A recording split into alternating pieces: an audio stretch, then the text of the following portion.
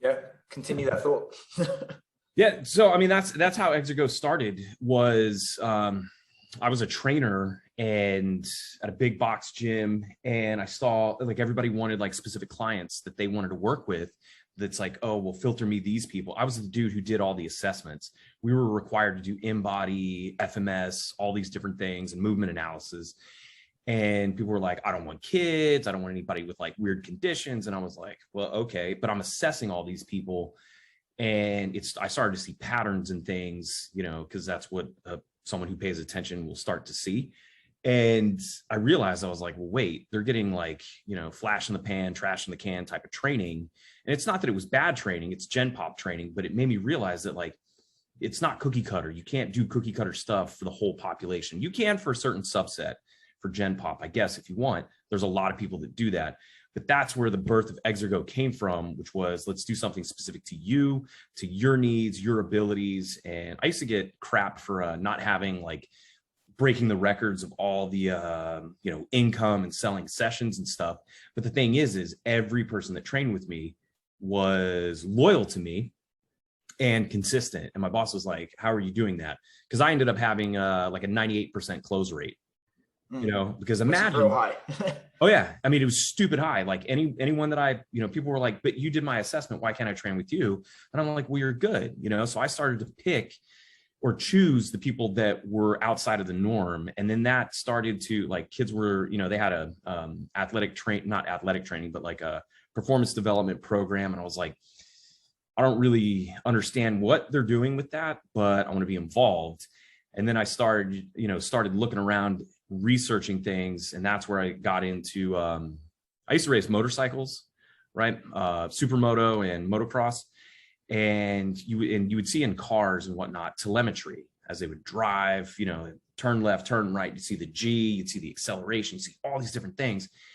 And I was kind of like, how can I do that as for me, right? Human performance tracking. And I looked up and I saw all these systems that were out there that were like, yo, bro, you know, I'm not like, I don't own a $250,000 house, motorcycle, boat, or car. There's no way I'm buying a $250,000 performance assessment tracking system, especially when I was just starting off. And I was like, there's got to be a better way to do this. And I talked to one of my buddies back in game development and was like, hey, you're making all these. This is where you started, right? Yeah, I started in video games. Well, actually, no. I started as a sound engineer, like way back in the basement of Harvard. I used to work in the science, media, technology labs at Harvard University, where I went to school. If I hadn't have graduated, I'd be a billionaire. But because I've graduated, I'm not. You know what I mean? So the thing is I was a sound engineer, and I was totally into like audio. Funny enough, if you look at a sound wave and compare it to a heart wave, they're the same. You know, it's like, boop, boop, boop, boop, you know, and it's really kind of neat when you start to see that a lot of this stuff is patterns that we replicate in all different parts of our lives. And it comes all the way back down to human performance as well.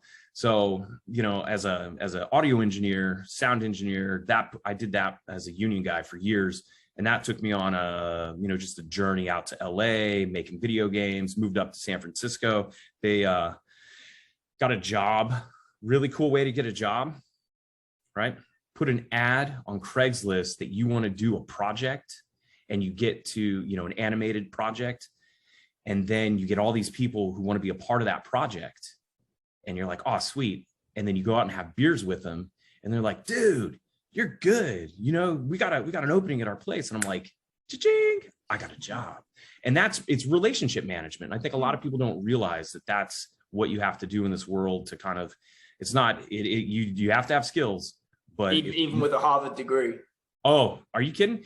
Yeah. One of my career advisors post, you know, after getting laid off, because in video games, you work almost like you're an employee, but you work blah, blah, blah for the project. And then when the project's over, they're like, boop, see ya. And then you're kind of floating around. And I called it being a technical migrant worker. I moved back and forth between LA and San Francisco like 3 or 4 times for different jobs. And you know, the big thing there is you are just like, you're always trying to find what that next thing is. And my recruiter, she said, take Harvard off your resume. And I was like, no. What do you spend all that time and money for? I know. I was like, I worked my ass off for that. Okay. And when I first started, I had like a, you know, super high GPA. As you get more into it, you're like, nah, whatever. But, you know, the thing is I work my ass off for that. And I think that's another big thing that a lot of people, you know, don't really realize today is that you have to work, you know, you have to put the time in. And I think it was Coach Holden out of San Luis Obispo. He's a strength coach out there. And he was like, if a strength coach shows up and is like, hey, pay me, he's like, he just shows them the door. He's like, dude, you got to be here at like 4 o'clock before the athletes are here. You got to clean this gym. You got to open the doors, turn the lights on, prep everything, make sure that all is good. The coffee machine's on. It's those little attention to detail type of things. Because if you don't do that and you only want the big ticket items, you know, how are you going to treat someone who comes in who's like not a big star? You got to treat, and that's why I'm a youth coach, is I give 100% to my youth kids, you know, because at some point they're going to look back and be like, man, that guy actually like cared and put effort into me, into my development.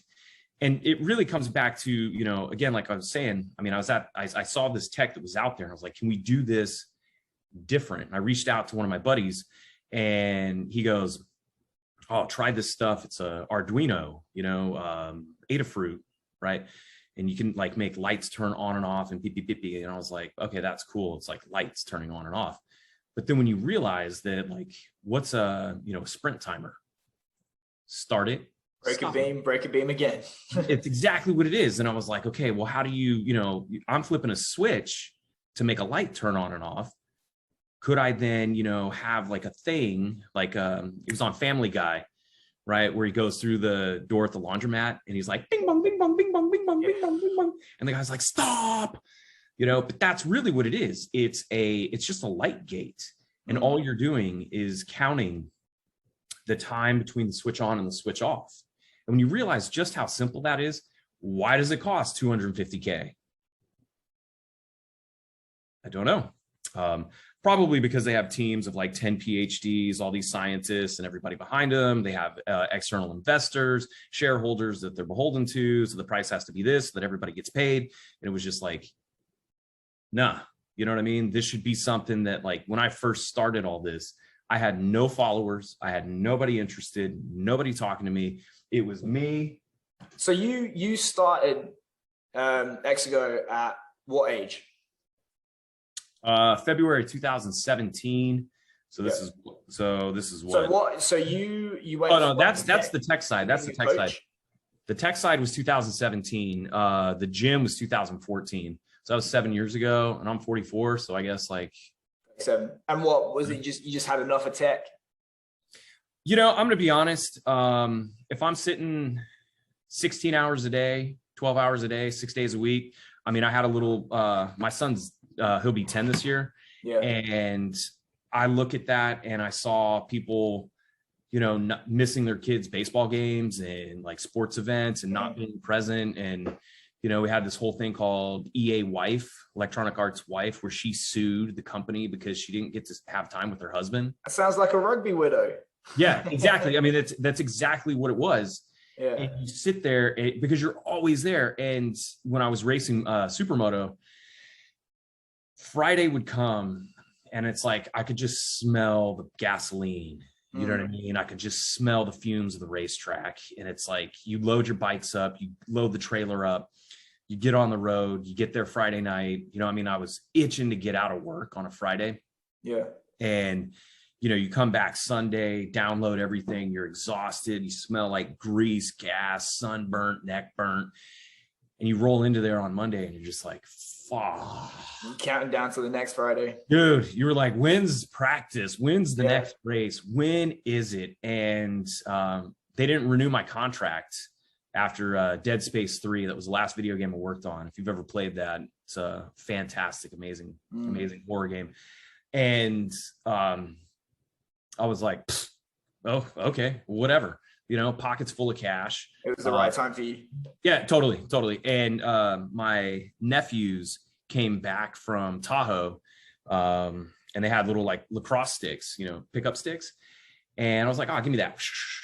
And my nephew's mom was like, dude, is there a sport that you don't know how to play? And I was like, well, that's what being an athlete is. You know what I mean? You should be able to like pick up something and like try and be okay at it. But I played lacrosse all through high school, right? I even played over in the UK, Southeast Men's Lacrosse Association, right? Beer at halftime at like 16. At 16, I had never had beer and played a sport. So after halftime, I took 3 steps on a ground ball, tripped, fell, stuck my helmet into the grass, came up in the full grass, and was like, what happened? I've never experienced that. So it was I had to learn to adapt. But it was interesting because by doing that, by them coming back from Tahoe and having the lacrosse sticks, they were like, oh, he's interested in lacrosse. And so I looked out at lacrosse programs, reached out to a local entity, and they were like, oh my God, we need a coach. And I was like, wait, what? And so then next thing you know, I'm coaching indoor box lacrosse, which is, if you've ever seen that, dudes are like the size of rugby dudes. Really? It's 5-on-5, and you have 30 seconds, and you literally beat the snot out of each other. Right. And it's hockey, but on your feet. And it is brutal. You can blast them into the boards. It's just a phenomenal game. The NLL, National Lacrosse League, it originated in Canada. Lacrosse originated with the Iroquois Five Nations, which I always like to make sure people understand that it's not just like an upstate white New York. It's named after La Crosse, Wisconsin, right? No, lacrosse is the cross, and it's the stick. Okay. It is named after, but the Native American is called Bagataway. Yep. And that's where its roots come from. And the ball, actually, I don't have one with me, but the ball symbolizes health and longevity for the village. Yeah. And so 2 villages would battle for health and longevity, and these games go over miles. Yeah. Not on a standard pitch. But anyway, so that's where I got into like coaching youth, and I was like, wait, I know nothing, right? Like I was like, I know lacrosse, I know how to get them there, but I started to notice, again, it's that pattern recognition thing. I started to notice some of these kids are coming in, some are just fast, some are great, some got, they're like all over the place. And then you got kids who have, I was just looking at that and I'm like, I don't know what that is, but that's not right. There's something going on there. There's like odd hitches and gaits and, like legs, appendages going everywhere and whatnot. And I really didn't understand, neuromuscular development at the time. I didn't really understand cognitive abilities in terms of like decision-making, at like in short types of things. And that actually got me into wanting to understand, okay, let's look at this. And there's high-level training. And I was like, these kids aren't ready for this. I'm not ready for this. Let's go all the way back to the basics. And that's where I got my personal training certificate from the NSCA, the CPT.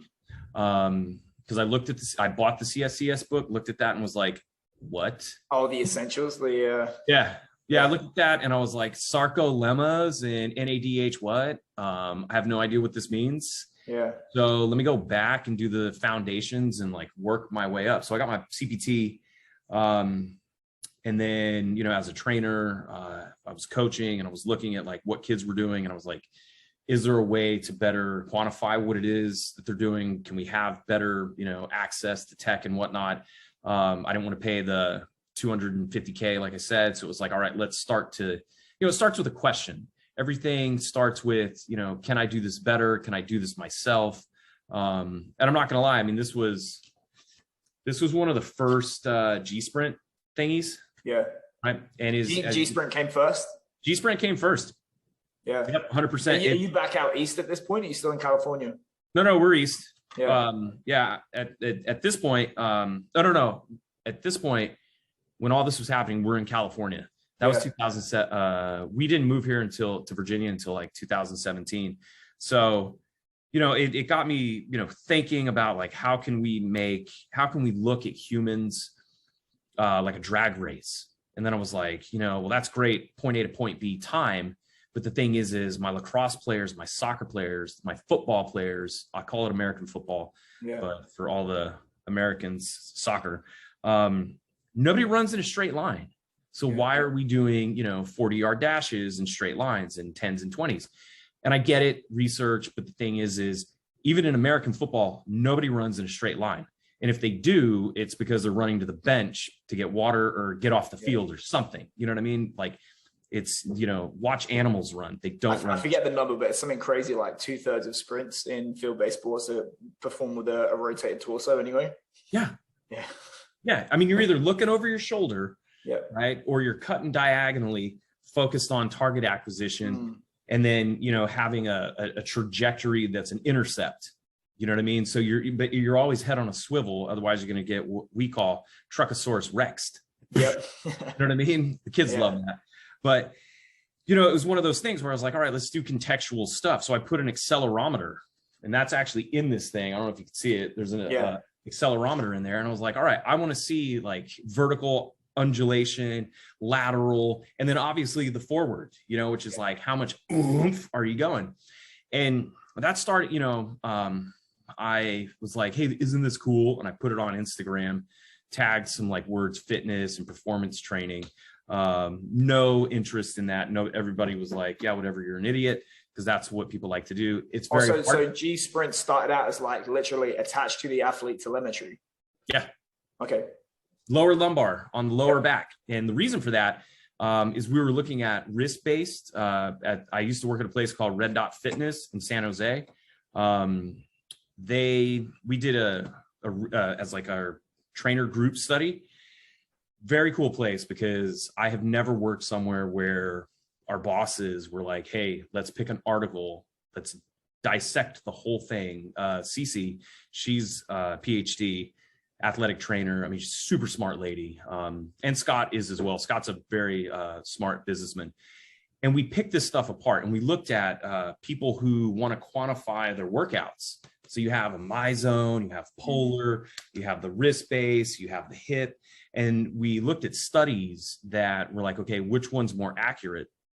And they found that the ones that are placed on the hip actually give you better accuracy. You have the extremities moving around. And And so I was like, all right, so if that's from a study, they're saying that the hip is the best place to go. Let's put this on like the lower back and see. And obviously, I mean, you're not going to put this on a dude, and go play soccer, football, right, and have him slide around, because he's going to break his back. But for sprinting, we were like, all right, let's see what this is.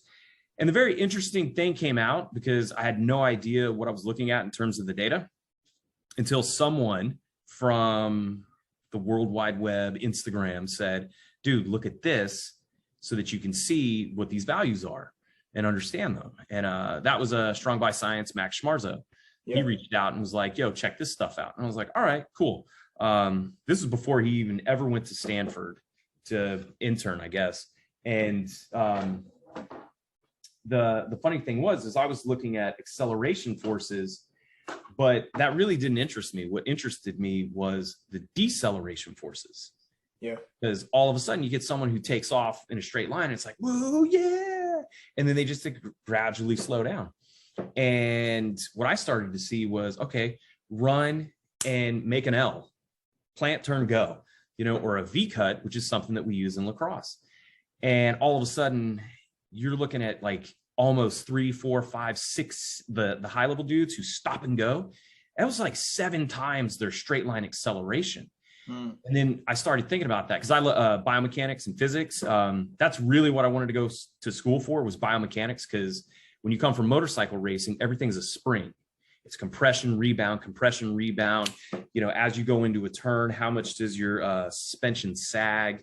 Does it push you out and pop you out? And there's a huge amount of science around suspension for just like normal MotoGP type racing.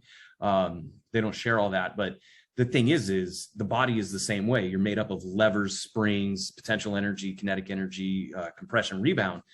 It's probably even more complex though, because you're changing the tensioning in that system the whole time.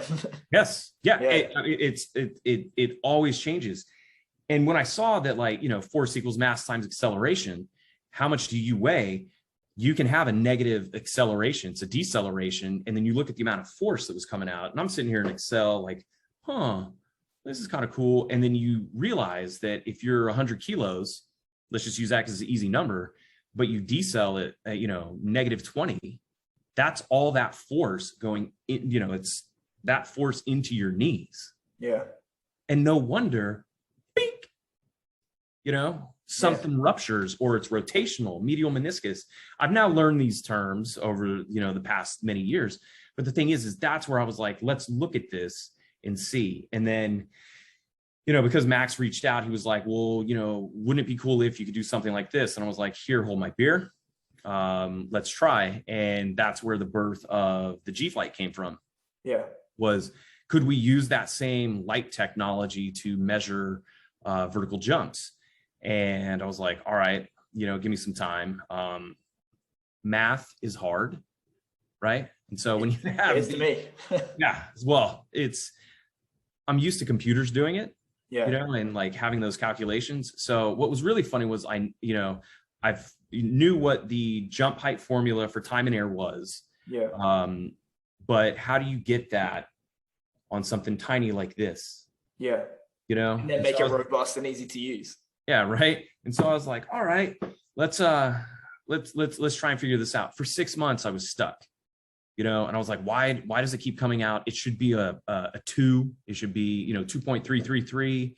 I could get the milliseconds, how long you're in the air, but doing the actual calculation to give you the inches and the centimeters, the thing just wouldn't give me the number. It kept giving me a whole round number. And this is a little, out there, but it was because the processor that I was using didn't use what's called floating point calculations, which is basically a decimal and anything behind it. And so I'm sitting there like racking my brain on this. And I'm like, why doesn't this work? And so, you reach out to a forum group and the guy goes, dude, using the wrong processors, try this. It worked, 6 months. Right. Yeah. It's 6 months of me beating my head, like trying all these different things. I could do it in Excel. I could do it in Python. I could do it off of my computer. What people don't realize is that as you make things smaller, the chips have, there's like so much stuff in there. And this is all stuff I had to be very clear. I had no idea what I was doing. You know what I mean? And it was like, does it work? You're not like a hardware guy by schooling at all. Nope. I was a sound guy. Yeah. You know what I mean? Does it sound good? Right? It's like beep, boop, boop, beep, beep. Yeah. There's a drum set in the background. It's like, I've just always been an audio dude. And it's just, you have to have, I guess it's like an inquisitive nature, to like figure stuff out. And when you get stumped, that's like one of the biggest things is like, oh, how did you do this? Oh, you're so lucky. And it's like, nah, man, I kept my head down and I just kept going and I stayed focused. And, I'd walk away from things and go do something else, for like a week, 2 weeks, get a different book, read a different thing. And, everybody says, oh, you'll find out at the end. And it's like, no, it was the journey. Yeah. All the different people that I met, all the mathematicians. I reached back out to a dude at a professor at Harvard. He said, reach out to this guy. He was a electrical engineer at MIT. He was like, read my book. I'm like, okay. And I read his book. Weird flex, but okay. Yeah, right. And it was neat because you sit there and you're connected with these people and you're learning and you're like, oh, okay, cool. But none of this shit helps me solve this problem. And it turned out that like some dude, keyboard commander in a forum was like, you're using the wrong chip. It doesn't do floating point. And I was like, got you, like I now know what that means. And then when I did it, it was like, Eureka, we're done. And here, I'll show you. Let me get it. Welcome. I'll bring the other one too. Welcome to G-Flight number 1. You know what I mean? Like this was the first thing. So this was 17, right? Yeah. I remember when it came out, I was like, oh, I want one of those. Yeah, this was October. And guess what? Well, what, are you not going to work? Yeah, there you go. It still works. Yeah. You know what I mean? It's like you just recharge it. In this one, this tells you just milliseconds, what it was. and centimeters and inches. It doesn't have any of the RSI or any of that stuff in there. All like, did I know like this is the case? I 3D printed this thing. Yeah. I was like, you could sit there and make toys. You could sit there and make like all sorts of weird whatever you want to make, masks, cosplay, toys for your girlfriend or boyfriend, if that's what you're into. It's all good. You know what I mean? 2021. Like, yeah, you have a 3D printer, you can make just about anything. And I was like, no, let's make this a business. Let's like figure out how to do this. And then honestly, I mean, that was the G Flight. The G Sprint was easy. I say easy because it was just like two things. We used the same. It's not the math involved, right? Yeah, it was literally break the beam, push a button, count how long it takes till you break the other beam, push a button. And that part was easy. This part was like, now we're adding special formulas to it, RSI. And I think there's like 3 RSI formulas that are out there. We used the one, it was on what? You can have flight time divided by contact time. You can have jump height divided by concentric duration for RSI mod. And I think it's another one. Yeah, and well, I think one of them's like, I forget if it's impulse or not. But what was really crazy about the G Flight, Max was super helpful in terms of, using his development. I mean, he was still brand new. This is 2018. He's still young. Yeah, he's still young.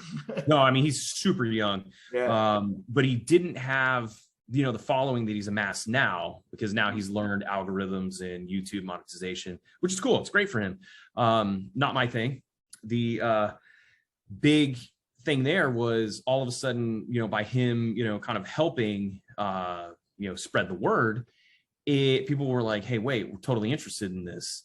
And then it was thrown up against, Burtech force plates at Stanford. And he, fired back and was like, dude, we're only a centimeter off from what the force plate says. Yeah. And it's like, he was like, I had no expectation that this was going to be accurate like that, and so at price point for sure.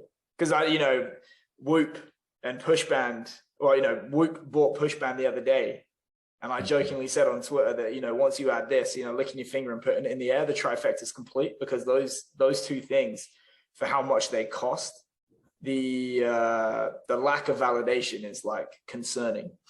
So the problem with that, we can speak to that in a second. Let me finish this story, that, and we'll come back to that. But when we did this, next thing you know, because he's at Stanford, he was there with Corey before Corey was with the Suns, Schlesinger. And the greatest thing was the fact that, they were in there just cranking through things, looking at like, okay, how does this compare? How does this compare? What are we getting? And the original one was $199. So we have force plates. Right, they're from Hawkins. Drake used to do work for us. Now he's over there as their sports science guy. So there's a lot of like washing machine. Yeah, it's a very small world, and people have memories. That's one thing I'll always say is people remember where you come from, and always treat people well and with respect. I'll leave that out there. But the thing that's so interesting about these is that at $199, next thing you know, we're getting people from, say, the Texas Rangers, and the Angels. Angels fire back and are like, bro, these things are off, compared to the Just Jump mat. And it's like, well, duh, because the Just Jump mat, uses some kind of like inflated algorithm to give you vertical reach. And there's no substitute. And anatomically, I mean, people are completely different, in terms of where their arms go to how wide they are to their vertical jump. The amount of kids that I see that jump 40 inches on a Just Jump. Yeah, put them on a force plate and you're going to watch that go down to like 20. Even put them on a Vertex. That's all we have mainly with our jumpers. I know you've seen a bit of sevens, but they were just giving me slag about some kids having like a 47 centimeter vertical. And I was like, but you do know he's almost like 2 meters tall and he has the longest arms in the team. So if the goal is to reach the ball the highest, then I don't care, how much his feet get off the ground. He's 100 kilos as well. So that's like, solving this and solving the task, like you're just saying. Yeah. It's so interesting that people had such a bone about the delta between the jump mat, and it's like, wait a minute, this jump mat comes out and everybody believes it in that.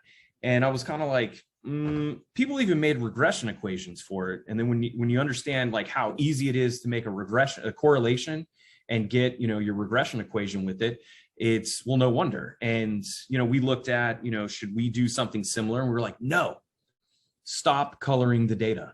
Stop messing with it. Let people, use the data the way that they want to use it.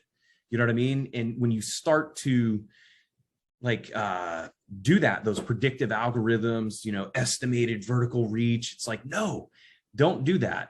Because scientists want the raw stuff. The guys that are in the labs, they want the raw stuff. And that's where we were like, let's just make it raw. You can have all the data. We even made the app free so that we added Bluetooth so that people could connect to it. And then it just kept going on and on and on. Then someone reached out and was like, hey, could you do something, like a crane scale, that does more than that? And I was like, no problem. Easy. I don't know. At this point, it's like we're having, ask me to make something. Sure. I'll just cook something up and see what happens. And is this stuff all completely bootstrapped? It's just you, tinkering and finding money and awesome. All of this. And this is something that I love explaining. We made all the money on the initial investment between myself and Max at the beginning. We made all of that back in the first pre-sale. Awesome. So, and a thing that I like to say today is if we stop right now, I owe nothing to anybody, anyone. You know what I mean? It's like, I do it because I love it. I do it because it helps people. I do it because it's not for the cash. It's, I have a gym that we train a lot of people out of. We just went from 1,400 to 5,000 square feet. Now, obviously the small increase. Yeah, right. But the pay that we, made at 1,400, if it scaled at the same ratio as 14 to 5 from what we made there, it's like Lamborghinis, martinis for everybody, right? But what was funny was, I'm not doing this for cash flow. I'm doing this because I want to educate people and I want to give people almost, I'm going to say it like Fisher Price, my first exercise assessment gear. You know what I mean? Nothing wrong with that either. No, 100%. And we never, ever, our mission originally was, hey, I want to give this to underdeveloped programs, people who don't have budgets.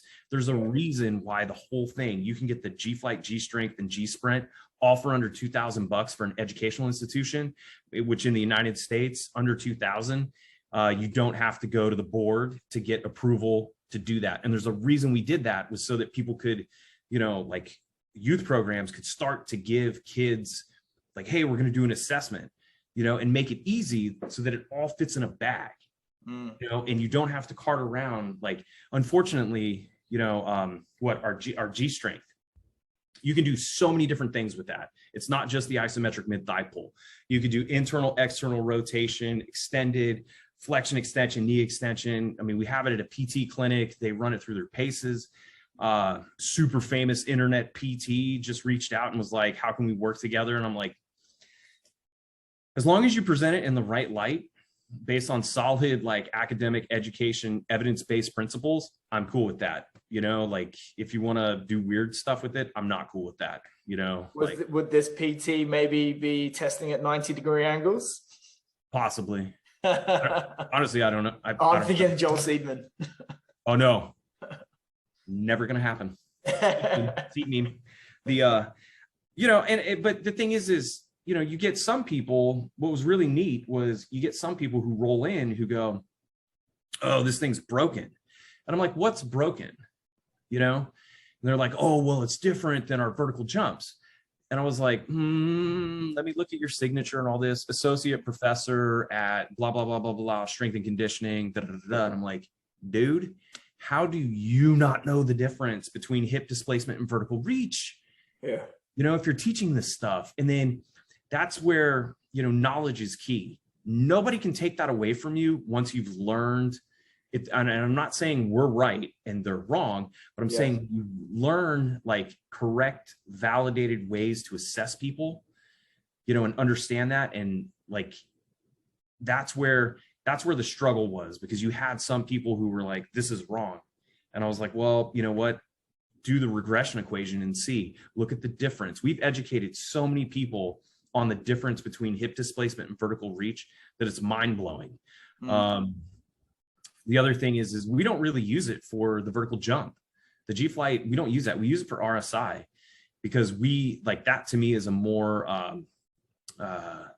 visible indicator of like athletic ability, you know. And it's more sensitive to fatigue. So if you're using it as a readiness assessment, yeah, even ground contact time. I mean, one of the biggest things with it is how fast you're getting off the ground. And it is that load and explode, which goes back to the G sprint, which is you're stopping and starting, stopping and starting, stopping and changing direction.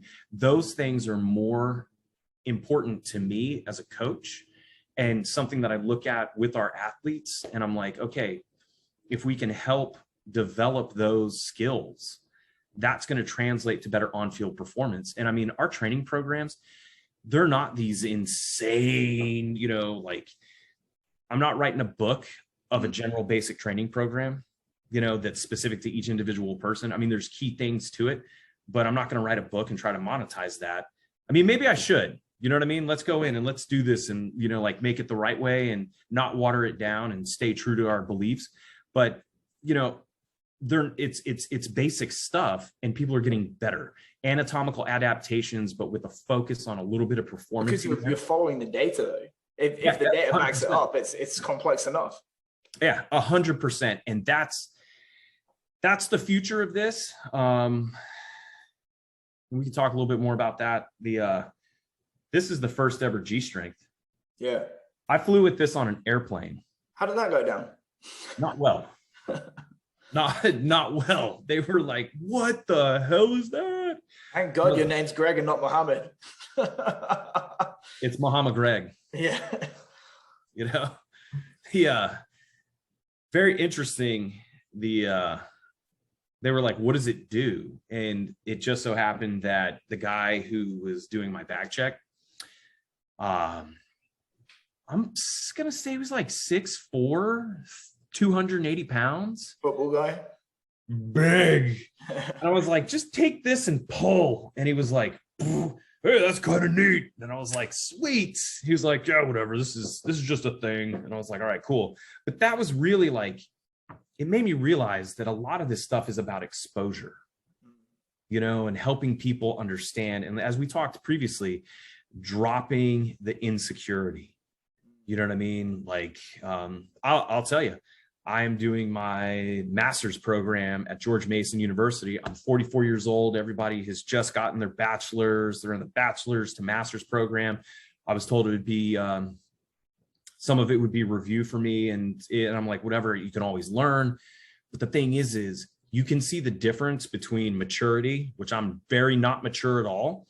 But the thing is if I don't know something, I'm asking. I'm like, yo, Dr. The stupid question is the one you don't ask. Yes, 100%. And I was like, what does this mean? What does this mean? Is there a correlation between this? And he's like, next week, we'll get to that next week. And I'm like, okay, just making sure that like my brain's, you know, on the right track here. But you see all the other people, and he goes, you know, you guys all look confused, but you're not asking anything. So what's up? You know, but I mean, that's, so, I mean, tying in that master's degree, the tech you have now, where do you see this iterating over the future or newer problems that you're trying to solve? So like we were talking about, the evolution and our next steps are, without like giving away the keys to the castle. Don't open the kimono fully.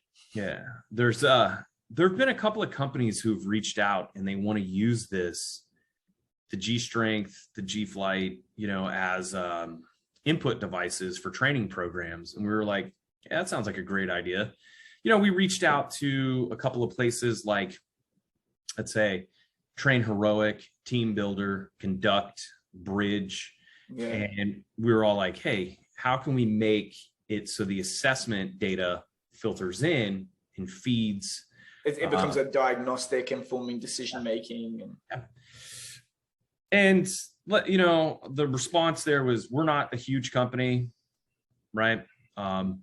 They have, you know, their 250K of a year, you know, platforms that they use for sports.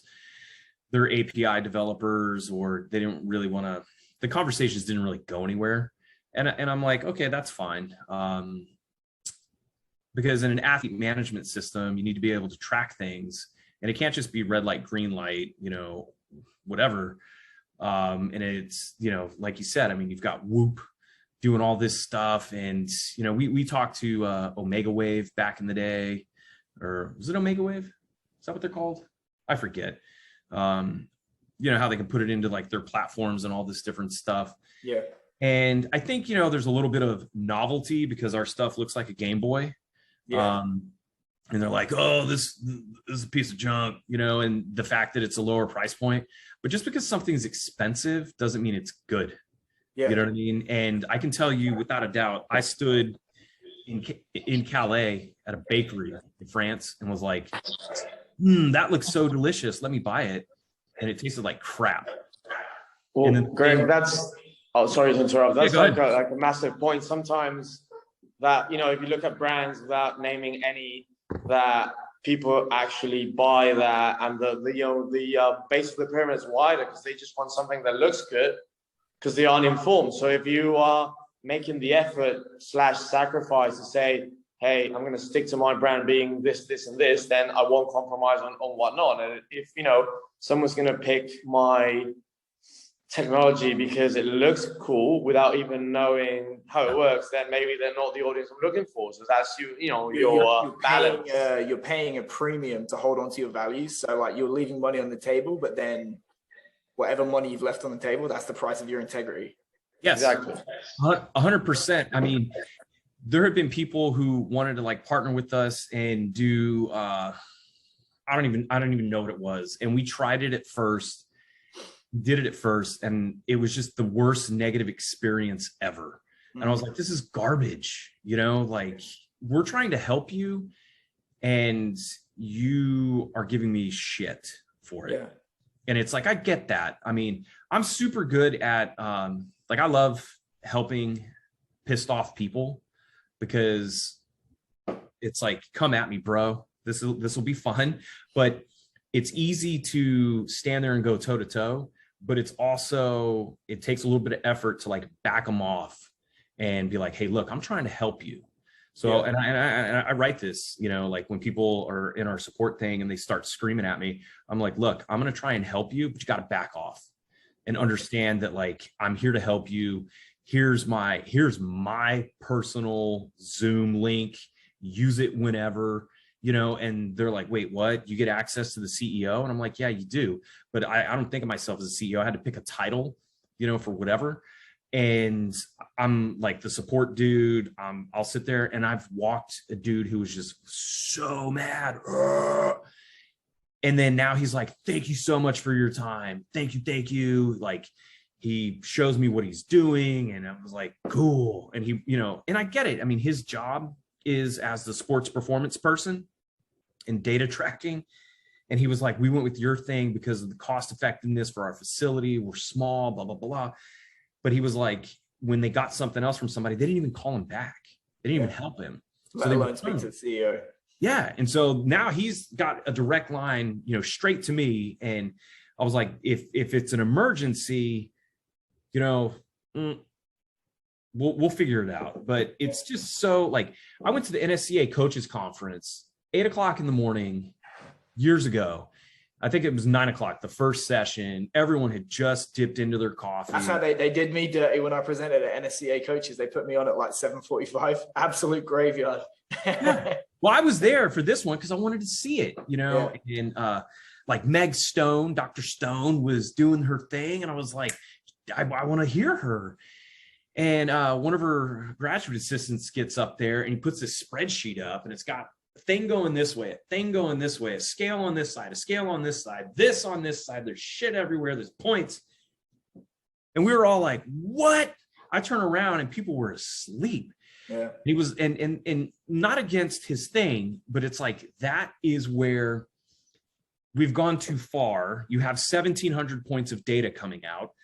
Ooh, when most people don't know the difference between hip displacement and vertical reach.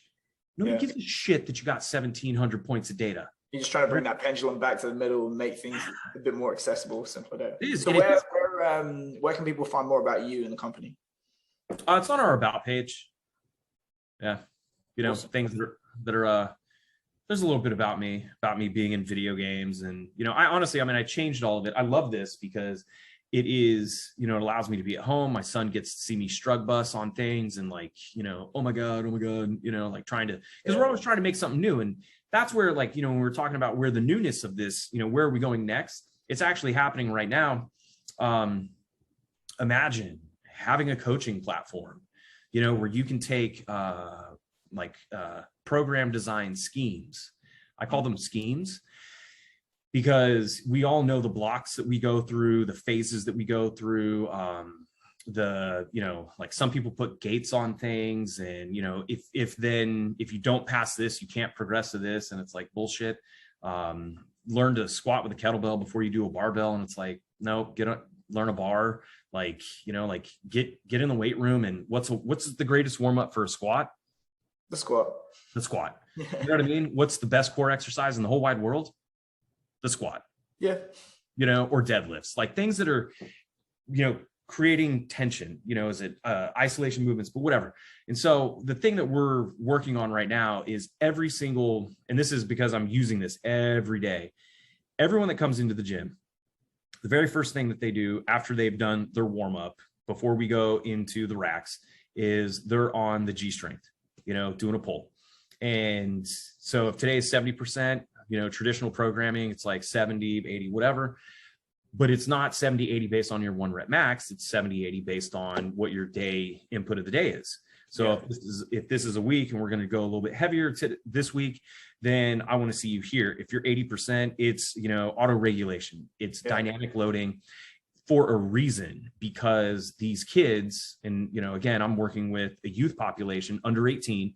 Having worked in a PT clinic, I've seen tons of BS. I've seen the results of tons of BS programs. And every person that has gone through, every one of the youth that has gone through, those kids are all star performers, low injury rates, and great recovery rates, able to keep going and have longevity, you know, at the ends of, you know, like a softball tournament. Yeah.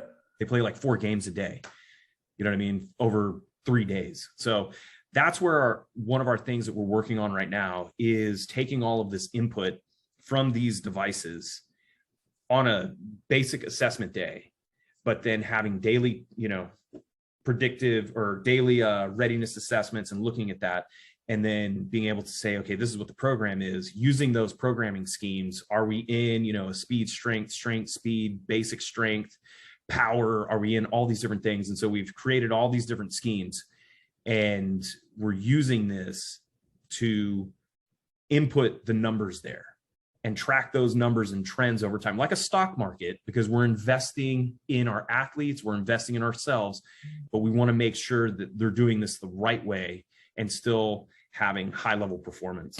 And really cool thing, you can get it for free if you win the prize draw. Yes, 100%.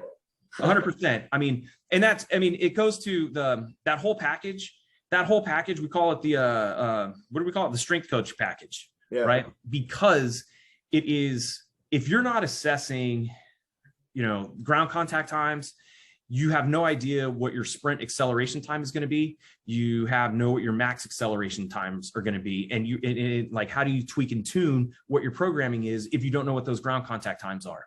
For, you know, like you can look at this. If you don't have the money to buy amazing force plates, you can get a simple number from the G-Flight. What's so crazy is that people have huge budgets, but then they use our G-Flight because they can get on an airplane. To go back to the Rangers, they literally flew down to the Dominican, assessed a bunch of athletes, got back on the plane and flew back. And he was like, I didn't have to check anything. Yeah. You know, and I was like, cha-ching, you know, for them, because it's when, you know, your logistics, your planning, my force plates go into a giant Pelican case, which that Pelican case costs more than the G Flight. So I could have a case that I could stick, you know, cocaine and drugs and whatever in, or I could have a thing that actually does something. Yeah. You know what I mean? So that's I look the promo clip right there. Yep, it is, you know, it 100%. Cool, man. Cocaine and drugs or a G Flight. Yeah. Cool. I think that's a perfect time to wind it up there. Yeah. Thanks, Greg.